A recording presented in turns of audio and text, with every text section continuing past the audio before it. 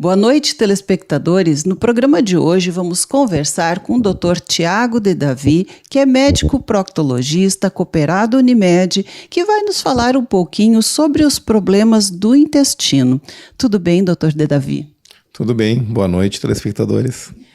Olha, a gente te agradece por estar conosco, né? E saber um pouco mais de informações sobre as doenças intestinais, porque elas têm realmente afligido muitas pessoas e quando se trata também principalmente de câncer de intestinos, cada vez mais se vê a prevalência deste tipo de câncer, não é? É correto, realmente a gente tem observado um aumento na incidência, tanto em pacientes mais jovens quanto com o envelhecimento da população em pacientes mais idosos, porque é um tipo de tumor que ele aumenta com o passar dos anos na sua incidência. E tu saberias assim nos dizer por que tantos casos têm surgido ultimamente? Seria um maior número de diagnósticos em função da tecnologia, enfim, da acessibilidade aos exames? Ou tem outras coisas, causas externas também que estejam contribuindo para isto? Eu acho que a gente tem um conjunto de fatores que é, na realidade, multifatorial. A gente tem um padrão de alimentação hoje que envolve muitos alimentos industrializados e que talvez isso não seja o ideal, porque nos coloca mais expostos a componentes na alimentação potencialmente carcinogênicos. Nós temos também a questão da maior longevidade, em que então existe maior tempo para que esse tipo de doença venha a se manifestar. E a gente tem ainda um maior acesso a recursos diagnósticos. Hoje você tem uma gama de exames que você pode realizar, tentando detectar precocemente esse tipo de doença. E então isso também, de certa forma, contribui para o aumento na incidência, ou pelo menos você ter a certeza do que está acontecendo. E a gente vê muitas pessoas que tiveram familiares com câncer de intestino. Existe algum componente hereditário, genético, que predispõe a isso? Sim, a gente costuma dividir os tumores do intestino grosso naqueles que são os casos considerados esporádicos e os casos em que a gente realmente tem um fator genético preponderante. Os casos esporádicos vão englobar entre 85% e 95% dos tumores de intestino grosso. É evidente que você ter um familiar de primeiro grau que teve câncer de intestino, por si só, já duplica o risco de você vir a ter um câncer de intestino. Então, embora não seja puramente hereditário, você já está mais exposto ao risco.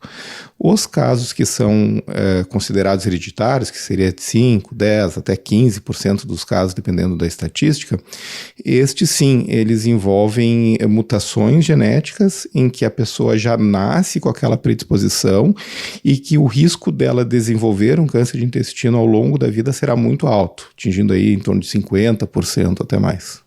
E tem como saber isso ou ver se eu tenho, por exemplo, essa mutação genética? Sim, a gente não tem um mapeamento de todas as mutações genéticas possíveis, mas existe um mapeamento das mutações mais frequentes. Então, hoje também, com o avanço dos recursos diagnósticos, fazer um painel molecular para câncer coloretal hereditário se tornou algo mais acessível. Não são exames propriamente baratos, mas é acessível a boa parte da população. Isso pode ser realizado com o apoio de um geneticista. Hoje a gente tem alguns profissionais geneticistas que fazem esse tipo de aconselhamento. O que a gente costuma recomendar é que o ideal é fazer essa avaliação inicial com o que a gente chama de caso índice. Aquela pessoa que teve o tumor de intestino, câncer de intestino, consulta com o geneticista e aí, a partir dali, ele pode tentar traçar um painel de mutações para aquele paciente. E aí sim, a partir disso, avaliar os outros familiares. Não existe assim uma indicação de uma pessoa que não tem nenhum caso na família fazer esse tipo de painel molecular, porque você fazer esse tipo de análise sem saber o que está procurando pode trazer uma impressão muito ruim para o paciente gerar mais dúvidas do que certezas. Então, existe sim como avaliar esses genes, é algo relativamente acessível, mas é importante que você parta de alguns critérios, que não seja algo aleatório. Exatamente, sair fazendo, né, mapeamento genético de todas as doenças é quase que impossível, né? Então, tem que se consultar um profissional para que se oriente em relação a isso. Bem, doutor Tiago, e como saber se eu já tenho algum tipo de câncer de intestinos?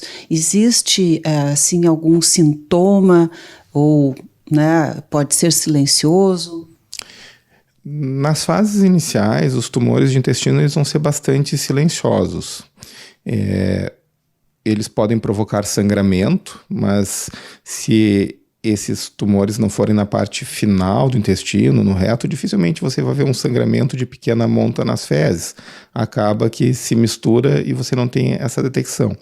Então, claro que existem sintomas que envolvem mudança de hábito intestinal, então aquela pessoa que era constipada começa a ter diarreia com frequência, sensação de distensão abdominal, evacuação incompleta, sangramento, como já mencionado anteriormente, perda de peso involuntário, uma anemia que você também não encontra exatamente uma explicação, se você tem um bom padrão de alimentação.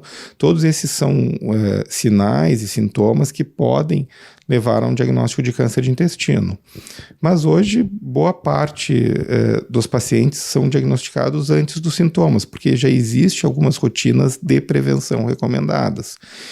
De uma maneira geral, mesmo que você não tenha um fator de risco importante na família para câncer de intestino, ou um fator pessoal, alguma outra doença, existe uma recomendação geral de se iniciar alguma estratégia de prevenção entre os 45 e os 50 anos de idade. Importante, né? Pessoas jovens já que poderão então ter seu diagnóstico aí precoce, né? Ou, né, saber que não tem nada e ficar mais tranquilo, né? Isso é muito importante. Bem, e existe algum exame que é o mais indicado? Porque as pessoas hoje, né, às vezes chegam dizendo, eu quero fazer uma ressonância, eu quero fazer uma ecografia, ou quero fazer algum exame dos intestinos, né? Qual seria o exame ideal?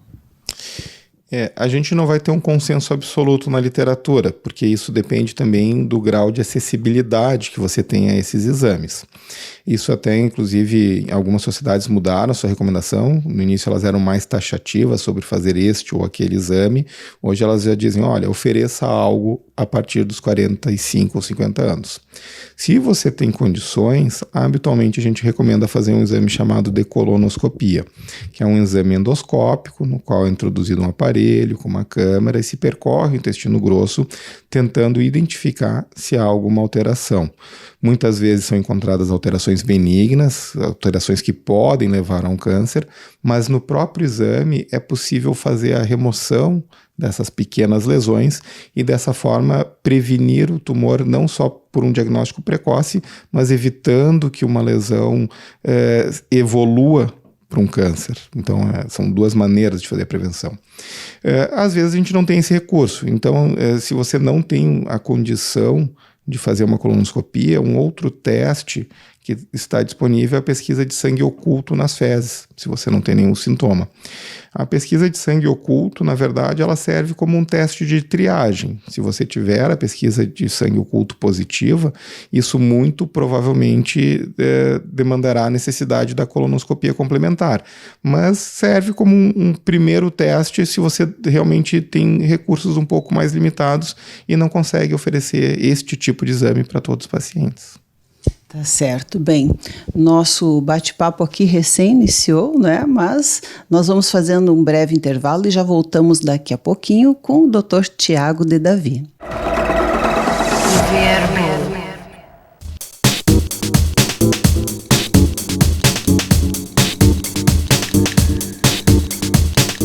Estamos de volta e continuamos a conversar com o Dr. Tiago de Davi, que é médico proctologista, cooperado Unimed, que nos falava aí no primeiro bloco sobre especialmente o câncer de intestinos. E a gente, né, falou aí por último sobre a questão da colonoscopia, né, que é um dos exames, e também de um outro exame de rastreamento mais simples, através das fezes, não é? Mas, doutor Tiago, quando se recebe uma colonoscopia, não é? Eu, como também médica, colega, vem lá às vezes pólipos, divertículos, e os pacientes ficam assustados, né? Então, que tu pudesses explicar, né, aos nossos telespectadores, afinal, o que são esses pólipos, o que são os divertículos? Bom, então, a gente encontrar algumas alterações numa colonoscopia é algo bastante frequente. Começando talvez pelo que a gente vai encontrar até com maior frequência, que são os divertículos. Os divertículos são pequenas saculações que se formam no intestino, eles vão surgindo ao longo da vida, você não nasce na maior parte dos casos com esses divertículos. Eles representam de certa forma algo do processo natural de amadurecimento do intestino. São pequenos pontos de fraqueza que vão acometer aproximadamente 50% das pessoas quando elas atingirem a faixa etária dos 80 anos aproximadamente. Então é uma incidência que é crescente, chegando até metade da população. Felizmente, a maior parte das pessoas que têm divertículos nunca vai ter uma crise de diverticulite, que é um temor que muitos pacientes têm quando vem esse diagnóstico. Foi visto divertículos, agora eu vou ter uma diverticulite, eu vou ter complicações. Não, tem uma chance alta que fica na casa dos 90%, 95% desses divertículos nunca virem a trazer qualquer transtorno para o paciente. Então este é um achado mais frequente. Um outro achado bastante prevalente são os pólipos. Os pólipos vão estar presentes em aproximadamente 25% dos homens que fazem colonoscopia a partir dos 50 anos e em 15% das mulheres que fazem colonoscopia a partir dos 50 anos. E justamente eles representam lesões, na imensa maioria das vezes, benignas, que se deve a pequenas mutações que vai acontecendo na mucosa intestinal, mas que justamente sendo removidos durante o exame acabam protegendo o paciente. Então é uma alteração bastante frequente, mas felizmente na imensa maioria dos casos não vai ter uma gravidade maior. Então, né, já sabemos, né, consultar com um profissional e fazer sua prevenção, né, principalmente os usuários Unimed aí, né, tem tudo à sua disposição. E também, Tiago, a gente sempre ouve falar que melhor sempre é prevenir do que remediar, não é? E em termos de prevenção, o que as pessoas deveriam fazer para que diminuíssem os riscos, né, como forma preventiva? Ou, né, quais são os principais fatores de risco para que as pessoas desenvolvam essas doenças intestinais? Então, a melhor prevenção é adotar um estilo de vida que hoje a gente chama de um estilo de vida saudável. Isso envolve uma alimentação em que você tenha como base alimentos de origem vegetal, de preferência alimentos in natura, que você vá cozinhar o próprio alimento, né? Não alimentos ultraprocessados. A gente sabe que tem um grupo de vegetais que são as crucíferas, que incluem o brócolis, couve-flor, repolho, couve de Bruxelas, que são alimentos até que são protetores nesse sentido para prevenção de câncer de intestino. A gente sabe que o consumo de leite, derivados do leite, que são alimentos ricos em cálcio, também são protetores para câncer de intestino. E na contramão a gente sabe que o consumo de carne vermelha, né, principalmente se você tem uma média superior a 100 gramas por dia, e principalmente o consumo de alimentos de carnes ultraprocessados, que são os embutidos, esses acabam sendo alimentos que têm componentes potencialmente cancerígenos e que aumentam o risco de você ter esse tipo de tumor. Então, o primeiro cuidado é esse de alimentação. Depois a gente sabe que adotar um estilo de vida em que você tem uma prática regular de exercício físico, em que você tente ter um controle do peso, evite a obesidade, também são fatores de proteção, e essa talvez seja a principal proteção não só para o câncer de intestino, mas para outras doenças que o paciente pode fazer. Bem, e quanto ao hábito do tabagismo, que muitas pessoas ainda têm, há uma repercussão também sobre o intestino ou não há, neste caso, diretamente? Sim, na verdade, tanto o tabagismo quanto o consumo de álcool são dois fatores que também aumentam a prevalência do câncer de intestino. É evidentemente que o tabagismo não tem um impacto tão grande para o câncer de intestino quanto tem, por exemplo, para o câncer de pulmão, mas ainda assim se estima que a magnitude de impacto seria praticamente duplicar o risco de você ter esse tipo de tumor. Então existe sim uma relação entre tabagismo e câncer de intestino, assim como existe uma relação entre o consumo de álcool e também câncer de intestino.